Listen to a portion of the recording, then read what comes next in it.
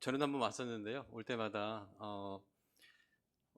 되게 편한 교회 같습니다. 네, 물론 목사님께서 좋으신 분이라가지고 편하기도 한데요. 또 성도님들 이렇게 뵈니까 또 너무 반갑고 또 이렇게 편합니다. 제가 프랑스에서 목사로 또 선교사로 사역하고 있고요. 이번에 저희가 아프리카로 저희가 만든 게임을 아프리카에 보내는 어떤 사역이 있어가지고 그런 프로젝트 때문에 제가 들어왔다가 또 시간이 돼서 목사님께서 좋은 자리 허락하셔서 이렇게 설교하게 됐습니다. 오늘 또 특별히 남전도회 선교회 남전도회 헌신대회 또 말씀이라서 너무 더 기쁜 것 같습니다. 네, 오늘 제 마음도 기쁘고 너무 편하고 네, 오늘 잘 될 것 같습니다. 네, 전하는 자나 듣는 자나 다 모두가 다 은혜 받을 줄 믿습니다. 아멘. 자, 기도 한번 하고 말씀 전하도록 하겠습니다. 하나님 감사합니다.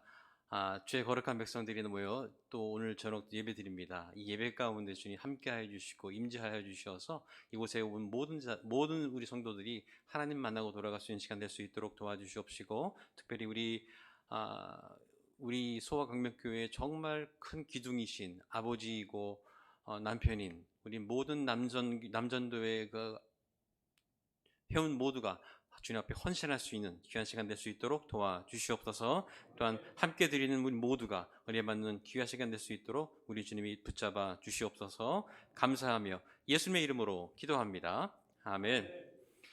여러분 오늘 말씀은 여러분들이 너무 잘 알고 있는 말씀이죠. 출애굽한 이스라엘 백성들이 이제 가나안 땅을 목전에 두고 이제 딱 들어가는 장면입니다. 그런데 들어가기에 마지막 관문이자 그리고 가장 큰 벽인 요단강을 건너는 그런 장면입니다. 여러분 사실 요단강은요 한강처럼 큰 강이 아니고요 아주 작은 보통 한 10m 정도 되는 어떤 그런 작은 강입니다. 그런데 이스라엘 땅은 신기해가지고요 비가 한 번에 오게 되면 땅으로 물이 스며드는 땅이 아니라 그 물들이 다 한 곳에 모이는 그런 땅이에요. 그래가지고 갑자기 강이 만들어지고 갑자기 물들이 뭉쳐가지고 막 흘러가는 그런 땅이거든요. 근데 요단강은 원래 보통 때는 비가 안 올 때는 사람이 남자가 들어가게 되면 이제 발목 정도 무릎 정도 오는 그런 깊이의 그런 강입니다. 그런데 갑자기 이따가 이제 비가 많이 올 때였거든요. 그래서 비가 많이 오니까 이 강이 범람하는 그런 때입니다. 그런데 그때 하나님께서 다른 때도 아니고 이때 물이 많을 때 하필이면 요단강을 건너가라고 말씀하시는 장면이 이 장면입니다. 근데 보통 때는 위험한 강은 아닙니다. 하지만 지금은 건너가면 위험한 강인 거예요. 누구도 건너갈 수 없습니다. 수영을 해서 건너갈 수도 없는 그러한 물인데도 하나님께서는 걸어가라고 하십니다. 건너가라고 하십니다. 자, 여러분 우리가 신앙생활 하면서 우리도 믿음의 길을 많이 걸어왔습니다. 우리가 다 기도도 열심히 하고 성실하게 살았고요. 근데 때로는요 우리 인생이 계획대로 안 되고 왠지 마음이 불편하고 삶이 막 막힐 때가 많이 있지 않습니까? 그때 사람들이 일컬어서 뭐라고 말씀하시냐면 바로 시험을 받았다. 그리고 고난 가운데 있다. 그리고 고통 가운데 있다라고 늘 생각합니다. 그렇다고 한다면 여러분 아니 하나님께서는요 왜 우리 그리스도인들에게 가나안 땅을 향해 들어가는 그리고 가나안 땅 들어갈 때까지 열심히 살아왔던 우리들에게 왜 이런 고통, 시험, 이런 벽을 주시는가 이겁니다. 여러 가지 이유가 있을 수 있어요. 여러 가지 이유가 있을 수 있지만 그 가운데 하나가 뭐냐면 바로 여러분 하나님께서는요 진짜 내가 이해하지 못할 만한 어떤 고난이나 시험이 있을 때 때때로 하나님께서는요 우리 인생에 어떤 새로운 판을 짜실 때 우리에게 그런 벽을 허락할 때가 있다는 것입니다. 여러분 우리가 때로는요 내 있는 모든 것들을 다 가져가실 때가 있어요. 하나님께서 이해가 안 되죠. 때로는요 내가 이해되지 않는 어떤 요단강이 생기고요 내 인생 가운데 큰 벽이 생기게 됩니다. 그런데 이것은요 하나님께서 어떤 우리에게 벌을 주기 위해서 하는 것이 아니라 때로는 우리의 인생 가운데 새로운 판을 열기 위해서 그런 벽이 생길 수 있다는 것입니다. 근데 우리 입장에서는 그것들이 위기이고 시험이고 고난이다라고 생각하는 거예요. 근데 시간이 지나고 난 다음에는요 다 깨닫게 되는 것이죠. 하나님께서 그때 나를 막으신 이유가 이것 때문에 그러셨군요. 그때 나를 이렇게 못하게 하신 이유가 내 사업이 잘 안 되게 한 이유가 나를 아프게 하신 이유가 이것 때문에 그러셨군요. 내가 새로운 길로 가기 위해서 만드셨군요. 그때 깨닫게 되는 거예요. 이스라엘 백성은요 지금뿐만이 아니라 과거에 이런 일이 있었어요. 애굽의 노예라는 생활 가운데 이제 광야라는 어떤 새로운 판으로 가기 위해서 그 시작이 뭐였냐면 바로 홍해를 건너야 하는 사건이 있었어요. 홍해를 건너야 새로운 판으로 들어가는 것이죠. 그런데 그때 이스라엘 백성들은 어떻게 생각했냐면요. 아니, 애굽에서 잘 살고 있는데 왜 끄집어내가지고 여기서 둘 중에 하나다. 홍해에 빠져 죽거나 애굽 군대에 죽거나 둘 중에 하나다. 우린 다 죽었다 생각했거든요. 다 죽었다. 우리 인생 망했다. 그렇게 생각했습니다. 그런데 그 홍해를 건너자마자 그들에게는요, 광야 생활이라는 어떤 새로운 판이 열리게 된 것이죠. 그러니까 근데 그 벽에 맞닥뜨렸을 때에는요, 우리 인간의 입장에서는요, 이것이 시험이고 위기이고 고난이라고 생각하는 것입니다. 아니요, 여러분, 우리가 인생 살면서 하나님 방법대로 살았고 어떤 순종하고 살았다고 한다면, 내가 도저히 이해하지 못할 만한 벽이 있다고 한다면요, 그때는요, 하나님께서 우리들에게 새로운 판으로 가기 위해서 그것을 바꾸는 작업이라고 생각하셔야 되는 것입니다. 자, 이제 이스라엘 백성들은요, 광야 생활을 마치고 이제 광야 생활이 끝나고 가나안 땅이라는 새로운 판으로 들어가면서 똑같이 요단강 앞에 서 있는 거예요. 그리고 그 요단강은요, 그들 앞에 새로운 벽으로 되어 있는 것이죠. 자, 그런데 요단강을 건너는 방법이 참 비상식적입니다. 왜냐하면요, 하필 첫 번째, 물이 많을 때 건너라고 하세요. 이해가 안 되시죠? 다 죽이려고 하는 거 아니겠습니까? 두 번째, 전에는 홍해를 그냥 갈라주셨거든요. 여러분, 그 강을 가르고 들어가는 것도 무섭지만 이제는요, 너희들이 먼저 발을 담궈야 물을 갈라주겠다는 거예요. 아니, 누가 여러분 그 강물에 발 담그고 싶겠습니까? 잘못 담갔다가는 그 휩쓸려가지고 죽을 수도 있는데. 이 두 가지예요. 참 비상식적이고 비이성적입니다. 그런데 여러분, 성경에 보게 되면 하나님께서 하라고 하신 그 것들이 대부분 비정상적이고 비상식적인 것들이 많지 않습니까? 그런데 그 비정상적이고 비상식적인 것들에 순종한 사람들은요, 하나님의 약속을 받았고요. 그런데 그것에 순종하지 못하고 나간 사람들은요, 쓰임받지 못하는 것이 바로 성경의 메시지 아니겠어요? 자, 그렇다고 한다면 우리 인생 가운데 도저히 이해하지 못할 만한 어떤 벽이 있을 때 그것을 어떻게 해결할 것인가? 그때 필요한 것이 바로 엄두입니다. 엄두. 그래서 오늘 제목이 믿음의 엄두를 내십시오예요. 물론 여러분, 엄두라는 단어는요, 대부분 우리나라 사람들은 되게 부정적으로 많이 씁니다. 이렇게 써요. 엄두를 내겠어? 이겁니다. 그리고 엄두가 나지 않아. 이렇게 부정적으로 많이 사용을 해요. 근데 여러분, 근데 엄두는요, 어떤 그 깡이랑 달라요. 악으로 깡을 할 때 그 깡이랑 달라요. 그 요한일서 5장 14절에 보게 되면 그를 향하여 우리가 가진 바 담대함이 이것이니 그의 뜻대로 무엇을 구하면 들으심이라. 믿음으로 담대함으로 할 때 이 담대함이 바로 엄두입니다. 엄두. 그래서 믿음의 엄두라고 하는 거예요. 여러분, 다니엘과 세 친구는요, 금신상에 절하면 죽는다라는 걸 알고도요, 믿음의 엄두를 내서 절하지 않았어요. 누가 그렇게 할 수 있겠습니까? 엄두를 낸 거죠. 에스더는요, 왕 앞에 아무 때나 나가면 죽는 그런 시대였거든요. 그런데 이스라엘 백성들을 살리기 위해서 믿음의 엄두를 내서 왕 앞에 나간 거예요. 죽을 걸 각오하고. 그럼 바울은요, 로마에 가면 죽는다는 거 알고 있어요. 그런데 그거를 알고도 믿음의 엄두를 내어서 로마에 간 거 아니겠습니까? 그리고 바울이 죽고 난 다음에 그때 퍼졌던 그 복음이 300년 후에 로마가 기독교 국교화가 된 거 아니겠습니까? 여러분, 우리가 인생에 살면서 때로는 믿음의 엄두를 내야 할 때가 있어요. 내 힘으로 되지 않을 때, 내 믿음으로 되지 않을 때 내가 먼저 엄두를 내어서 하나님께 드려야 할 때가 있는 것입니다. 저는 처음에 프랑스 선교 시작하면서 처음에 출발할 때 은근 핍박을 많이 받았습니다. 그래서 제가 프랑스로 선교사를 갑니다 이렇게 얘기하면요, 많이 들었습니다. 좋은 데 가시네요, 이렇게 그런 얘기 많이 들었어요. 그리고 거기도 선교지야? 이런 얘기 많이 들었어요. 근데 안 가본 사람은 몰라요. 가본 사람은 아는 것이죠. 근데 일본은 되는데 왜 프랑스는 안 되는지 모르겠어요. 네, 똑같은 선진국인데요. 프랑스는요, 기독교가 1%고 카톨릭이 5%예요. 무슬림이 20%입니다. 전국에 교회가 3,000개가 있는데 3,000개 중에 반은 담임 목사가 없는 나라가 바로 프랑스예요. 그리고 프랑스에서 복음 전하면 전도하면 불법입니다. 법상 그렇게 돼 있지 않아요. 네. 그래서 제가 이제 프랑스로 선교지를 가겠다라고 마음 먹고 난 다음에 2016년도에 제가 이제 프랑스로 가족이 함께 답사를 갔다 왔어요.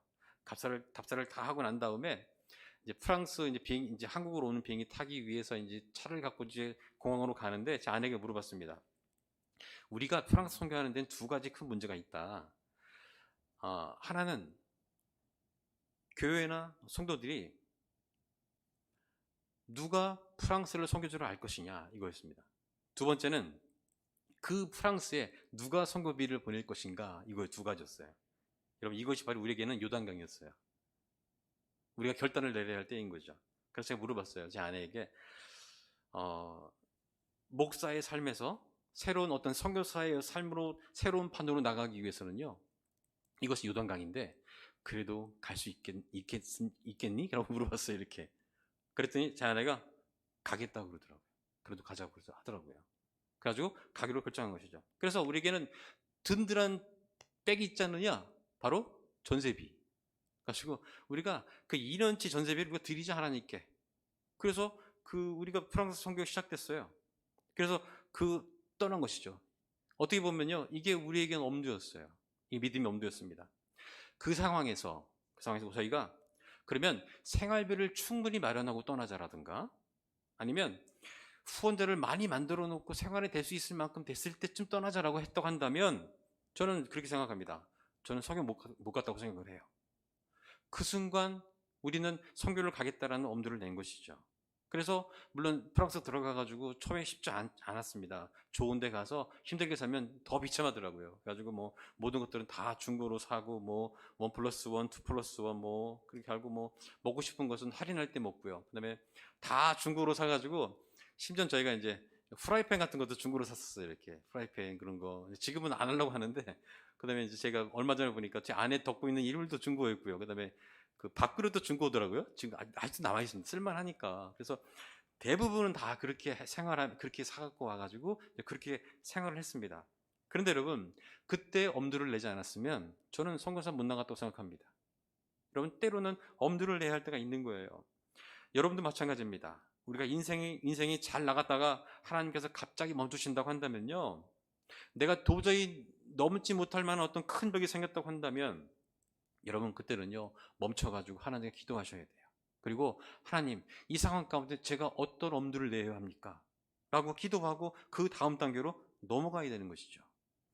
자 그런데 여러분 이 언약궤를 맨 제사장들이요 발이 요단강에 들어간 순간 요단강이 쫙 갈라졌어요. 근데 여러분 저는 이 말씀 묵상하다 보니까 한 가지 궁금한 사항이 있었어요. 이 요단강을 건너가는 모든 사람들 가운데 누가 제일 두려워했을까? 누가 제일 두려워했을까? 일단은 그 물에 들어간 백성들이 두려워했겠죠. 그래서 이 백성들이 물 가운데 쭉 들어가는데 한참 돌돌 떨면서 이제 들어가는 것이에요. 근데 한 강바닥 가운데 딱 들어갔을 때 가장 깊은 곳에 딱 들어갔는데 거기에 언약궤를 맨 제사장들이 서 있는 거예요. 그래서 모든 백성들이 다 건너갈 때까지 그들은 강바닥에 서 있는 겁니다. 그러면서 이 백성들이 이렇게 얘기하지 않았을까요? 야, 우리도 무서운데, 지금, 여기 계속 서 있는 제사장들은 얼마나 더 무섭겠냐? 그러면서 우리는 아무것도 아니네? 그러면서 다 지나갔을 것 같아요. 여러분, 그 시대, 그 상황 가운데 제일 두려워하고 제일 힘든 사람들은 바로 제사장들이었을 것 같습니다. 왜냐하면요, 첫 번째, 그들은요, 그 유속이 빠른 그 강물에 발을 처음 담근 사람도 제사장들이에요. 그리고 물이 갈라지고 난 다음에 제일 먼저 들어간 사람들도 제사장들이에요. 그리고 그 강바닥 한가운데 들어가가지고 백성들이 다 지나갈 때까지 기다렸던 것들도 제사장들이에요. 모든 것이 끝날 때까지. 근데 끝난 줄 알았어요. 근데 백성들이 다 지나가고 난 다음에 어떻게 했냐면 그 강바닥에 있는 돌들을 12개를 취해가지고 각 지파 앞에 갖다 놔라 시키는 거예요. 그때까지 못 나왔어요. 그러고 난 다음에 나중에 그리고 밖에 있던 돌 12개를 취해갖고 와가지고 그 제사장들이 있는 그 자리 가운데 12개를 또 취해라 갖다 놔라 또 그러는 거예요. 그러니까 그것이 다 끝날 때까지 그 강바닥 가운데 그대로 있는 것이었습니다. 자, 감동적인 것은 뭐냐면요. 그 제사장들은요. 아무 말 없이 그 모든 것을 다 해냈다는 것입니다. 이 오늘 말씀을 통해서 리더들의 모습을 배울 수 있어요. 여러분, 리더는요, 물이 넘치는 강에 먼저 발을 넣을 수 있는 사람이 리더입니다. 여러분, 리더는요, 백성들이 다 건널 때까지 강바닥을 지키는 사람들이 리더예요.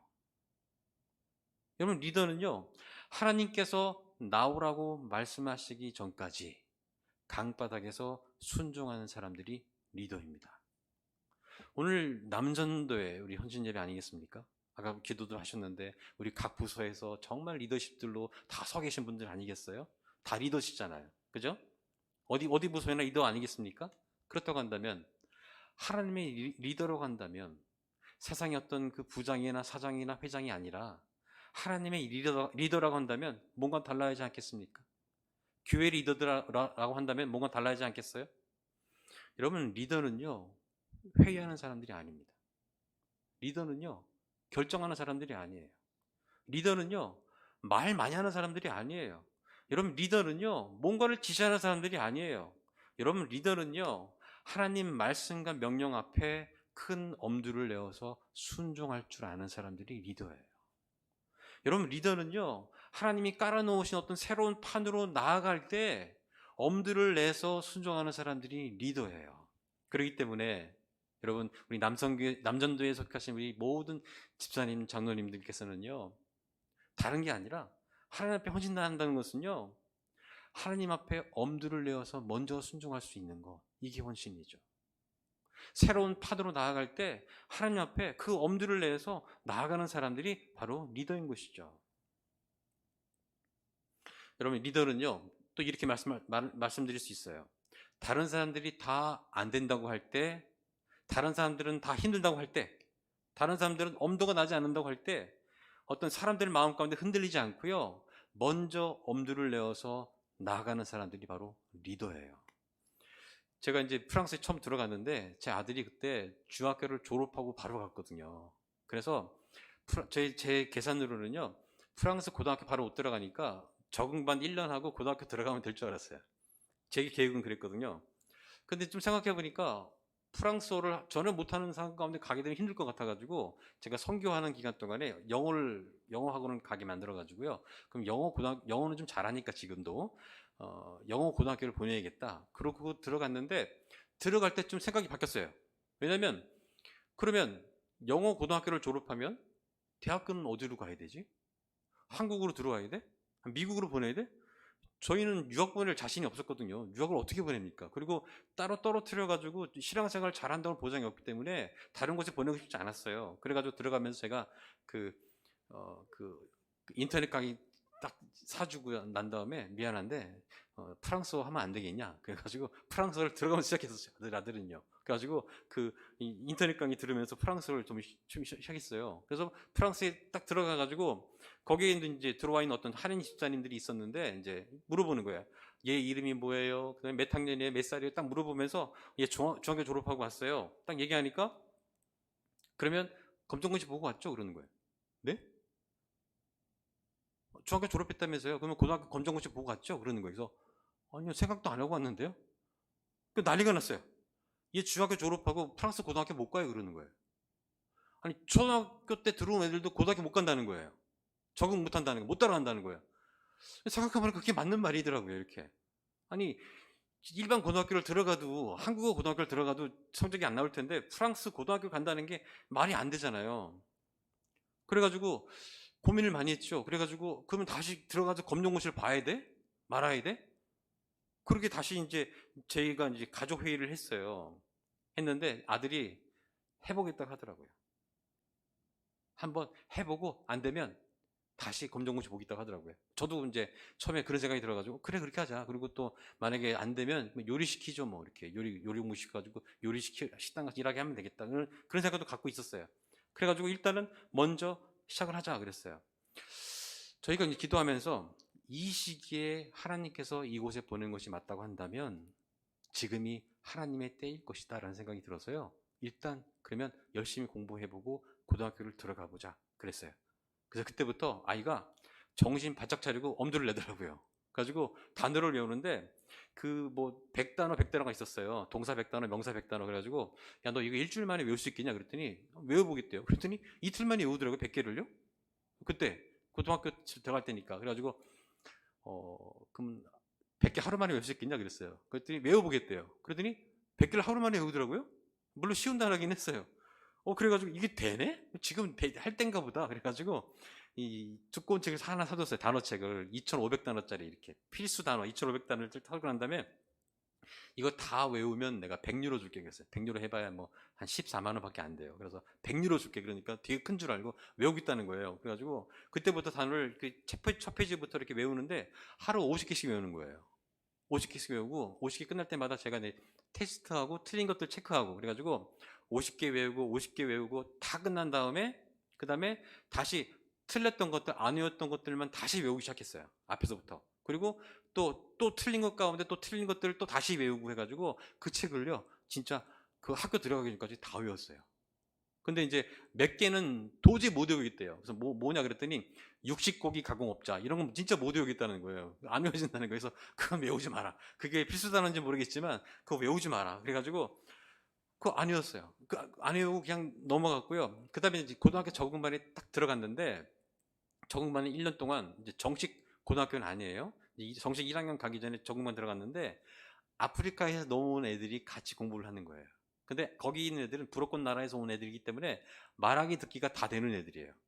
근데 우리 아들은 문법 알죠, 단어 알죠, 쓰기 알죠, 읽기 잘하죠. 근데 거기 아이들은 읽기, 문법, 쓰기가 다 안 돼요. 근데 말하기 듣기만 되는 거예요. 그래가지고 1년 동안 그 아이들과 같이 공부하다 보니까 저희 아이가 귀가 열린 거예요. 많이 열렸어요.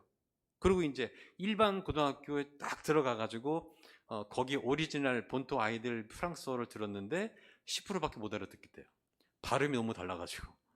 그래가지고 6개월만 참아봐라. 6개월만 참아봐라. 그리고 1년이 지나고 난 다음에 2학년 딱 됐을 때 60% 알아듣겠대요. 그리고 2학년 끝날 때쯤 90% 알아듣겠대요. 그리고 이제 거기 이제 프랑스 수능을 다 봤어요. 거기 수능을 봐야 대학교 들어가니까 수능을 딱 보고 난 다음에 결과가 따고 난 다음에 그 전국에 있는 대학교 10개의 원서를 넣을 수 있는 거예요. 프랑스는 인터넷으로 다. 그래가지고 너는 다른 지방 가면 안 되니까 우리 도시에 우리가 살고 있는 스트라스부르에 있는 스트라스부르 대학에 있는 과 10개를 넣으라 그랬어요. 과만 바꿔가지고. 그래서 하나라도 붙어라. 잘 모르니까 하나라도 붙어 가니까요. 학교를. 그래서 근데 하다 보니까 법대 같은 건 도저히 못 쓰겠대요. 왜냐면 자기가 동기편지 써야 되거든요. 내가 왜 법대를 들어가야 하는지 이런 거 써야 되는데 도저히 못 쓰겠대요. 그럼 그거 쓰지 마라 이렇게. 그래가지고 8개를 다 썼어요. 그런 8개 쓰고 난 다음에 대학교 발표가 딱 했는데 붙었을까요? 안 붙었을까요? 어떻게 하셨습니까, 여러분? 8개 다 붙었어요. 네, 그래가지고 너 가고 싶은 과가 뭐냐 그랬더니 자기가 다른 건 다 못하겠는데 언어 공부는 좀 하겠대요. 언어 공부. 그래가지고 그러면 2개 언어 전공하는 과가 있거든요. 그래서 하나는 영어, 하나는 스웨덴어. 그래서 2개 언어를 전공하고 있습니다. 그리고 이제 지금 대학교 들어가서 1학년 끝날 때, 한 학년 끝날 때마다 프랑스는요, 애들 성적으로 반을 떨어뜨려요, 무조건. 그 2학년 올라갈 때 반 떨어뜨리고 3학년 올라갈 때 반 떨어뜨려요. 그래가지고 여기 들어왔을 땐 2학년 끝났으니까 성적표 갔는데 통과됐다고 이렇게 왔어요. 그럼 제 아들은 천재 아니거든요.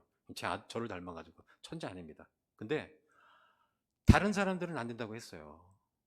근데 우리는 하나님이 보내신 것이 맞다고 한다면, 이때 보내신 것이 맞다고 한다면 한번 해보는 것이죠. 엄두를 내본 것이죠. 물론 제 아들이 천재가 아니기 때문에 어떻게 했냐면요. 고등학교 때 가가지고 선생님이 강의한 것들을 다 녹음해 갖고 왔어요. 그래가지고 집에 와가지고 녹음했던 거 한 번 더 들어요. 더 들어서 자기가 정리하는 거를 이걸 2, 3년 한 거예요. 계속 이렇게. 그렇게 하다 보니까 이게 된 거예요.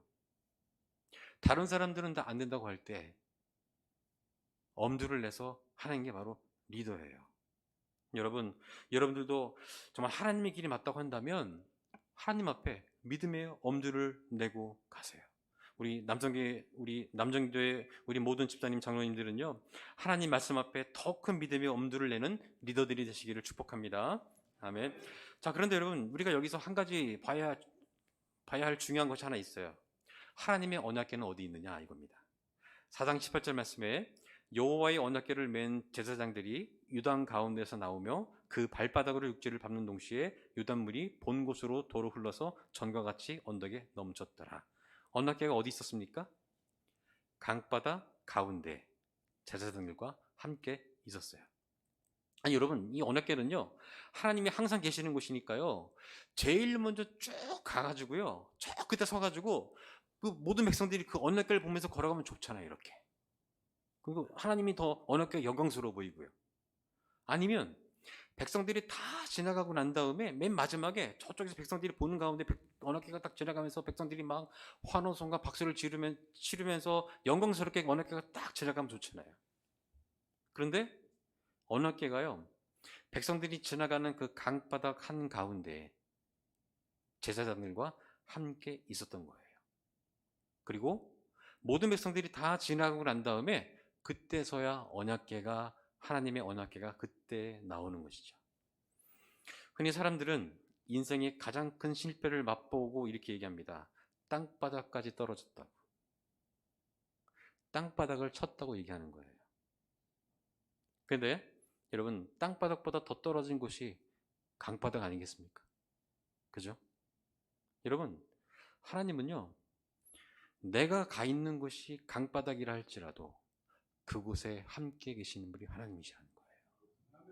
먼저 가시는 분이 아니에요. 나중에 영광 받으려고 늦게 오시는 분이 아니에요. 여러분 생각하시기에 지금 상황이 땅바닥이라고 생각하십니까? 아니, 더 심한 강바닥이라고 생각하십니까? 거기까지 하나님 계신다니까요. 거기까지 하나님 계신다니까요.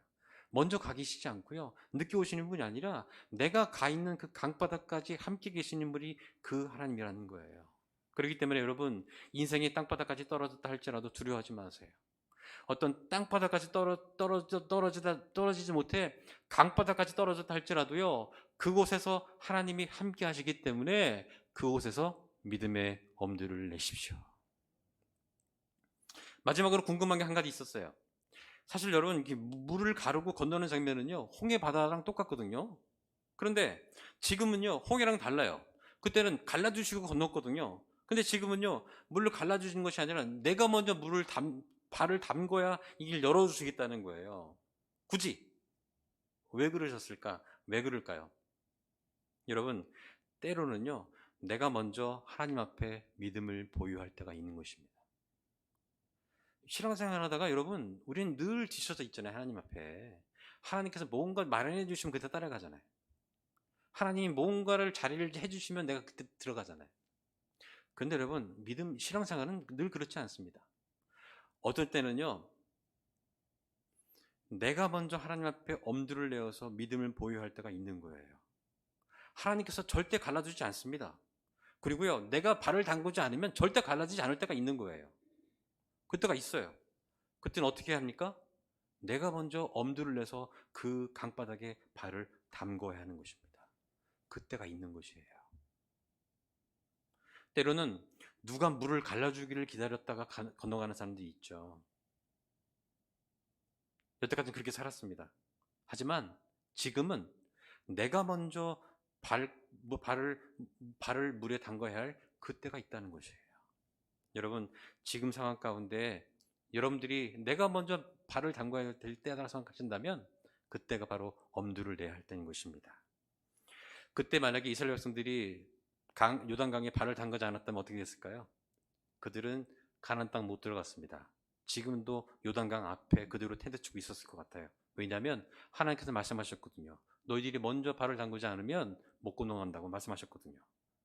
이건 바뀌지 않습니다. 여전히 그럴 거예요. 그런데 그때 믿음의 엄두를 내어서 먼저 발을 담근 사람은요 가나안 땅이라는 새로운 판 가운데 들어가게 되는 것이에요. 여러분의 신앙이 왜 멈춰 있는지 아십니까? 때로는 여러분의 신앙이 왜 답답한지 아세요? 신앙생활이 왜 즐겁지 않은지 아십니까? 내가 먼저 발을 놓지 않아서 그래요. 내가 먼저 다른 사람들보다 먼저 내가 발을 담그지 않아서 그래요. 그렇기 때문에 내 신앙이 멈춰 보이는 것입니다. 그렇다고 한다면 여러분, 하나님께 뭔가 드려야 할 것이 있다고 한다면, 내가 먼저 참여해야 할 것이 있다고 한다면, 하나님을 위해서 내가 먼저 포기해야 할 것이 있다고 한다면, 하나님 때문에 내가 헌신해야 할 것이 있다고 한다면 엄두를 내어서 발을 담그셔야 하는 것입니다. 하나님이 만들어 놓으신 길이라고 한다면요 그것이 하나님의 어떤 명령이라고 한다면 다른 사람이 안 된다고 하든 전혀 상관없이 내가 해보지 않은 어떤 경험하지 않았던 길이라 할지라도 내 눈앞에 어떤 손해가 보인다 할지라도 그것이 고난의 길이라 할지라도 그것이 확실하다고 한다면 여러분 믿음의 엄두를 내십시오. 이게 혼신이에요. 지금은 우리 모두가 엄두를 내야 할 때입니다. 왜냐하면 경제적으로 어렵잖아요, 다. 그리고 교회도 힘들잖아요. 그리고 우리 자녀들도 주일학교도 많이 줄었지 않습니까? 이때 우리 리더인 우리 모두가 먼저 엄두를 내야 할 때예요. 우리 교회 가운데 여태까지는 목사님이 먼저 해주길 기다렸다거나 어떤 장로님이 먼저 해주길 기다렸다거나 권사님들이 먼저 하겠지라고 이렇게 생각하고 넘어갈 때 있었다고 한다면요, 지금은요 내가 먼저 발을 담궈야 할 때인 것입니다. 이게 바로 하나님 앞에서 진정한 엄두예요. 여러분, 사랑하는 우리 소아강명교회 남전도회 여러분, 그리고 모든 성도 여러분, 지금 상황 가운데 여러분 하나님 앞에 믿음의 엄두를 내십시오. 지금은 그렇게 할 때입니다. 기도하겠습니다.